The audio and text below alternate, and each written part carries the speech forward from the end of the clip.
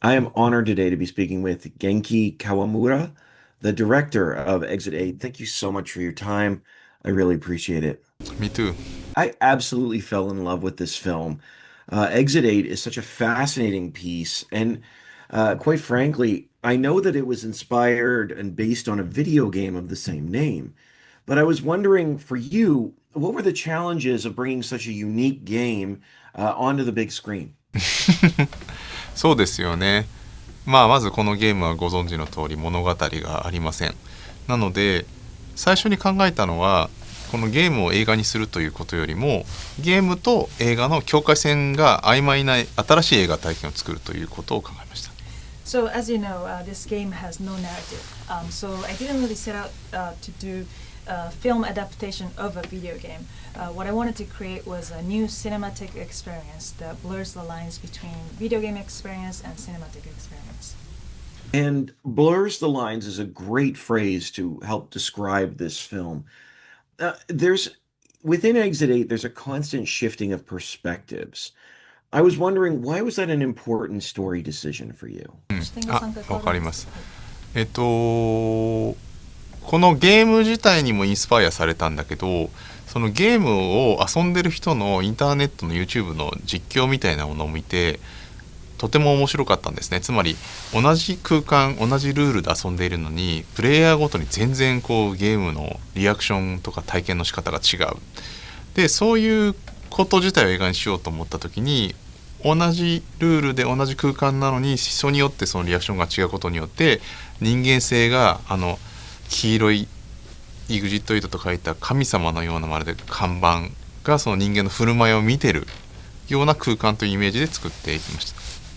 So we were of course inspired a lot by the video game itself, but we were also inspired a lot by all these YouTube video games of video game streaming of this Exit 8 game.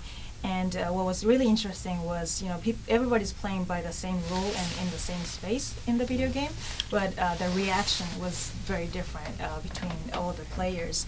And we thought, how can we sort of incorporate that into the cinematic experience in this film? I think it's really interesting because, as I said, the players are playing by the same rule, but the personality sort of comes down to surface by how they play. And it's almost like, how the Exit 8 yellow lit sign is, to me, it's sort of like a metaphor of godlike figure that's overlooking people, overlooking us. And that was sort of like the concept of the story, the baseline of the story.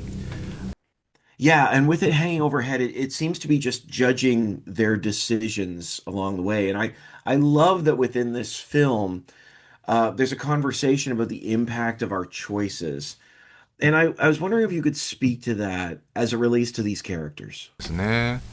なんかこうループする空間っていうのは僕らの人生のような気がしていて僕もその仕事場と家のこの往復をループみたいに毎日してるんですけどその中で実は目の前に異変というのはたくさん起きていてそれに対してこうそれに気づくか気づかないかっていうことで一つ一つのチョイスですごくその自分の人生が変わっていくような気もしてそれは個人もそうだし、国もそうな気がしてるんですけどなんかそういうその何に気づいて何を見過ごすかみたいなことを大人と、子供でもすごく差があるしなんかそういうことになんかある種人生のメタファーとして感じられるといいなと思って作ってきました。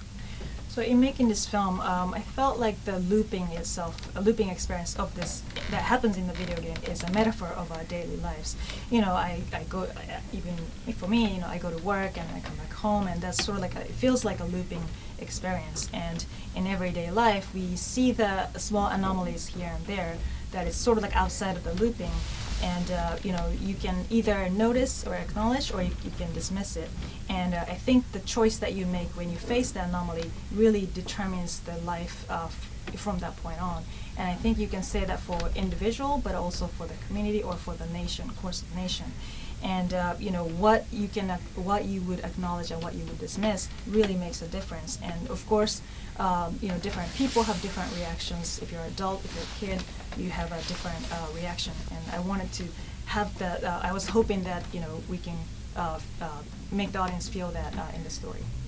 Yeah, absolutely. And everyone here is facing their own challenges, whether it's a phone call that changes the future, or a gentleman being told that the real hell of life is doing the same thing over and over again. But there is one line that I thought was really fascinating, and I wanted to ask you about it. It's that no one really knows what's right, but you'll be okay. I was wondering if you think that's true. うん、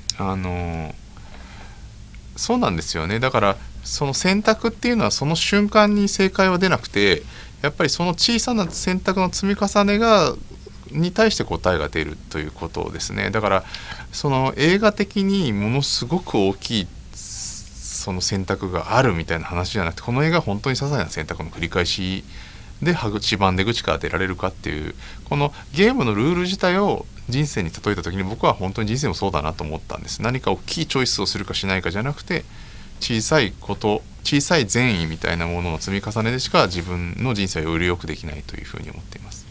So I think when you make a choice, you don't get answer right away whether it was right or wrong. You know, it takes time to find out if that choice was actually right to you and wrong to you, and it takes time to find out. And I think it is an accumulation of each choice that determine the course of your life. And I think that rule itself in the video game is it's also really true in our lives as well. You make choice and we make choice, and we don't find out if it was a right or wrong choice right away. It's if you want to make your life better, it's not just one single thing that can make your life better. It's an accumulation of all these choices. So I think that was really interesting. And every character here seems to level up as the film goes on. What was that process like in developing the anomalies? 異変を決めるプロセスってのはどういう異変を作るっていうなんかプロセスを教えてください。そうですね。まあやっぱりこうあの場所はダンテの新曲における煉獄のような空間だと思っていた。そして神様に黄色い看板の神様に試されている空間だというふうに思った時に、やっぱりそれぞれが自分の心の中に抱えているやましさとか罪の意識というものがそのインサイドアウトしてそこに現れるというコンセプトでやっていきました。だから母親に対してその罪悪感がある少年にとっては母親が見えるしみたいな、そういうで主人公にとっての、ある種子供ということですよね。親になるという恐怖があそこに現れると、そういうふうにして作ってきました。So in determining anomalies, I felt like that space in the subway corridor is a metaphor for Dante's Divine Comedy, the concept of purgatory, and it's almost like the exit 8 sign, the yellow sign, is the God, as I said, overlooking and sort of like trying people, and I felt like everybody has like sins or guilt that they hold inside, and what if that becomes the physical form, and that becomes the anomaly that you have to face. So that was a big inspiration, and for the kid it is the mother, and for the protagonist it is the fear of becoming a father, becoming a parent. So that was how we determined the anomalies. Thank you so much. I really appreciate your time. I love this film, but I love that it has something to say. This is more than just a quote video game movie, and I really appreciate it. Thank you so much. 面 My 白い映画 pleasure. ですし、本当にメッセージも素晴らしかった。